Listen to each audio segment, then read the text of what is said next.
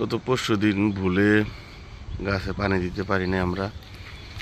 শশা গাছে শশাও আসছে ছোট ছোট। এই যে দেখেন গাছটা একদম লাল হয়ে গেছে।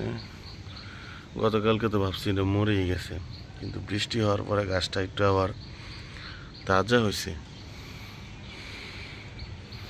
এদিকে উস্তা গাছগুলো মোটামুটি ফুল ধরছে। এদিকে তো কয়েকটা গাছে উস্তা মোটামুটি হয়েছে ছোট ছোট, মাশাআল্লাহ। এগুলা যদি হওয়া শুরু করে বড় হয় তাহলে এই বছর আর উস্তা কিনে খাওয়া লাগবে না।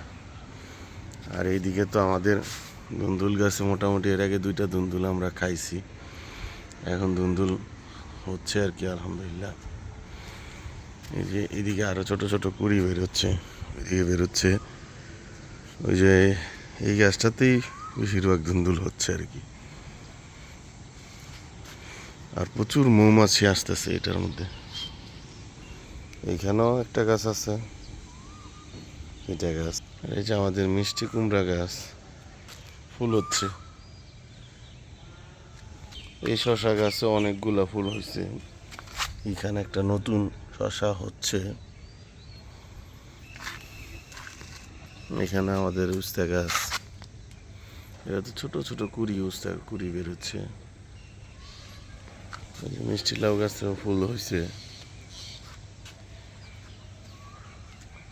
ছাদের মধ্যে, ছাদের কোনায় ছোট ছোট কর্নারে জায়গা থাকলে আপনার উচিত কিছু গাছ লাগিয়ে ফেলা, তাহলে মানে আপনার মাঝে মধ্যে ইমার্জেন্সি চাহিদা বাজারে না গিয়ে ছাদ থেকে পূরণ করতে পারবেন। এটাই ছাদের আসলে সবজি চাষের মজাই আলাদা।